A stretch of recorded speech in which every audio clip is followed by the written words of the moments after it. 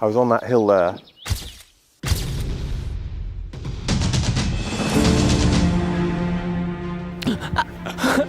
No. But I remember being shocked by the violence. When I filmed this 25 years ago, I didn't know that it was going to be so important. It's satisfying to have filmed something that helped create this place.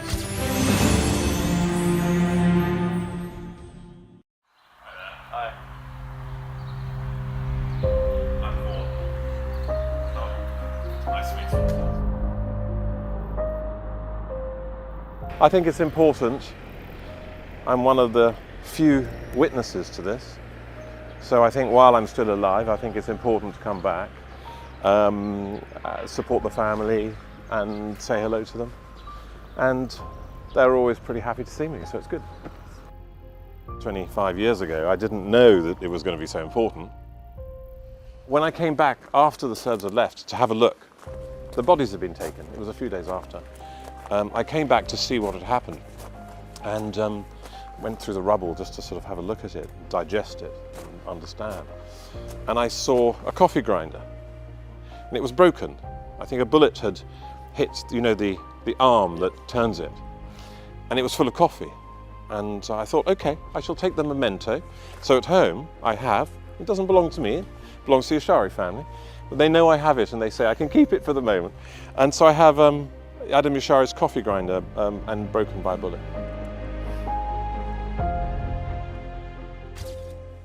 I had been filming the Pope's visit in Cuba and called a taxi to get back from the airport. I had a Bosnian wife from Sarajevo. And in the taxi, I called my wife, say, hey, I'm back. And she was happy that I was back, which was a good thing. And the taxi driver, I was speaking very bad Bosnian. I'm not a very good linguist, but I was speaking very bad Bosnian. And the taxi driver heard this and said, you know, why are you speaking this language? And I said, oh, I'm a journalist and my wife's Bosnian. And we got talking, and his name is Prekaz. Yeah. He was based in London, and he was quite active in raising money for the cause. So he knew what was going on pretty well. And he said, look, it's getting very interesting there if you're a journalist. And I said, yeah, but, you know, can you help me with accreditations? He put me in touch with some people based in Switzerland, I think Geneva. And I went out to see them and spoke to them and said, look, I want access to the, you know, this new emerging liberation army, the Kosovo Liberation Army that you call Uchaka. And I remember driving, and we heard some fighting, we saw a lot of smoke, and I think we probably approached from about over there. It's hard to remember, it's 25 years ago exactly. And on the first day, we got some quite good pictures of Serbian vehicles, Serbian soldiers in blue camouflage, that some of them wear, sort of militia, police soldiers. And we went through empty villages, completely deserted villages. A couple of the houses had been burnt there. And then I finally got to the point where I could see where everything was happening. There was still gunfire going on. And you could see there was houses burning, and this house was burning. And a lot of these houses have been rebuilt, but they weren't in good shape and they were being burnt. I had a problem because the sun was in my eyes, it was about there, and I was worried that the reflection of my lens could detect that someone was there. As we started to go, we were shot at in 2 bursts. 30 rounds, so it was 2 bursts of an AK-47 Kalashnikov rifle. They have 30 rounds, so it was about half each. And in the first burst, I felt something hit me here, hard on the stomach. And I thought, oh shit, I've been hit. But I didn't really feel pain, and so I knew I wouldn't be able to speak to my wife, and she would see it on the news. I didn't want her to be frightened. And so I rang her, or I thought I could, and I noticed that my telephone had a bullet in it. So I wasn't going to ring anybody, it was smashed. That's when I realized and understood that my telephone had been hit. And also, I had some Deutschmarks. You have to have some cash, obviously, if you're a journalist, you have to maybe buy something. And I had a wad of Deutschmarks, and they had a bullet hole straight through them. and I had some Marlboro cigarettes. I'm not really a smoker, but I'd already realized in this country that cigarettes are like a currency. And that I remember you go into the Oda and people would give you cigarettes, and I always felt I had to smoke them. Terrible for my health. So I had some to give to people.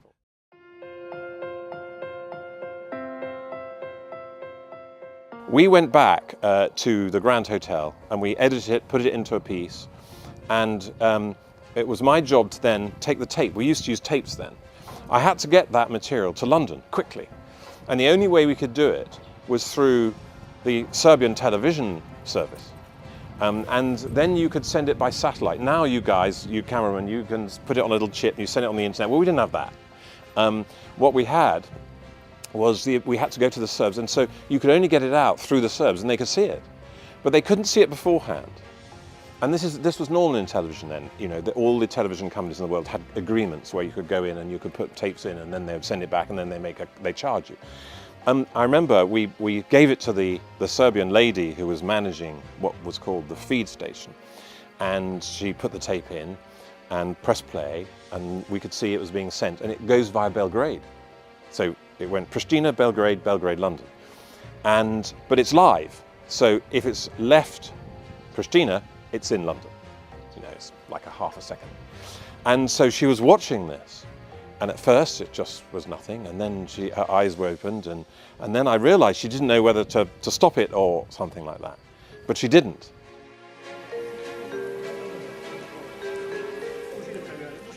The bodies of the Ashari family were taken to Skanderai on the edge somewhere, and they were all laid out, and the journalists all came to see them. And I remember then, and of course I didn't understand that the Ashari family were a big family in the region, because I was still learning about this country. I didn't know much about it then. But I remember being shocked by the violence, because this was not soldiers. Yes, of course, the men in the family, they were soldiers, they were guerrillas, they were fighters, and you know, it's traditional when you're having a battle that you target the men, and the war should try to contain to that, and that is normal in international law. But in this instance, and I hadn't known what had happened fully, because we didn't know everything. We just had these pictures of this attack. And then we saw that there were these women and children, well, their bodies were there, who'd been killed. And we heard that there had been, some of the family had survived or not been there, but we were still trying to find out exactly what had happened. But I remember being shocked by the number of people who'd been killed and the manner of it, how it had happened, and how the whole family had been killed. You know, if it hadn't happened, perhaps the independence wouldn't have happened. It's hard to see how it would have happened. Now, it's not the only thing that happened, because there were other massacres too, and there were all sorts of things that made it happen. But this started it. This did something very important. And I don't believe it could have done this without the pictures. I think the role of the international journalists was perhaps larger than many Albanians understand. I'm not saying necessarily that international journalists need to be thanked. They're doing their job. But they did do their job. And the job was a good job. And they told the truth, and the truth got out. But what was really interesting, I think, with this video was it triggered the diaspora to understand that the fight was on. So the diaspora said, this is terrible, the Ashari family have all been killed, and so it started gathering momentum, gathering fundraising, gathering all sorts of things. So more weapons could be bought, more people could volunteer, and also you could almost feel the villages and the towns in Kosovo rise, and you'd go into them and you'd see guerrillas there. There were young people. The ones that I worked with a lot was Jeta Jara, for example, Fisnika Braci, Visa Krezu, but there are many, many more. And I haven't named them all, but they all deserve to be named and remembered. These were young people who, and they were young, they were smart, they spoke English very well. If someone was to tell me that all these houses are new, I'd believe them. Because there's so many houses are burnt in Kosovo. So many. You don't find somebody in this country who doesn't know somebody or have a family member who was killed, or you know, doesn't have memories of living under plastic, wet, cold. Morning. I think the footage has certainly enabled Albanian independence, yes. I think it's not to say that the diaspora wouldn't have come later, but perhaps there would have been more massacres. Until journalists came, I do believe, I'm 100% sure, that to get NATO involved, you need to inform the West. They need to see images, pictures, video. Is how you communicate in the modern age, or certainly how you did then. Maybe it's social media now. But you needed images so people could see it. These pictures were seen by everybody, Albanian abroad, you can imagine. It was very big news. And also they were seen by diplomats, they were seen by politicians. And also a journalist's job isn't to change history. A journalist's job is to give other people the information so that they change history. We've only got one brain each. I came here, I didn't know this country. I know it a lot better now. I didn't know who was right and wrong when I first saw it. It's new, I've been here a week. What I am pleased with is that there was action. Of course it makes me feel good that pictures that I took had an impact.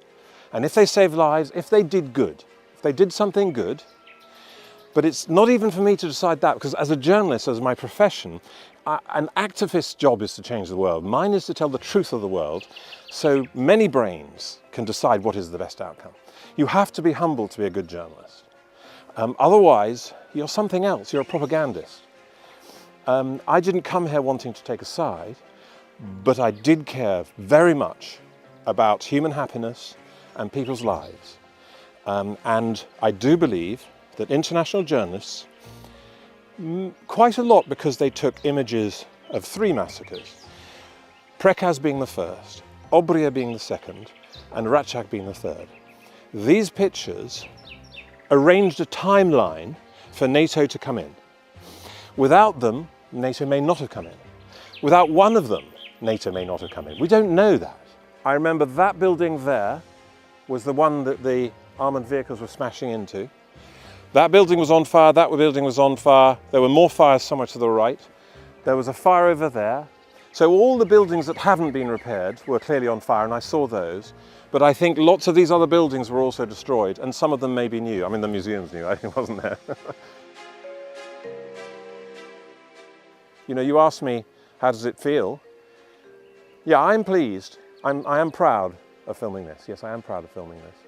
I'm proud that something happened, something that saved lives came out of it. And I'm very pleased that Kosovo Albanians today, they have a future they didn't have then.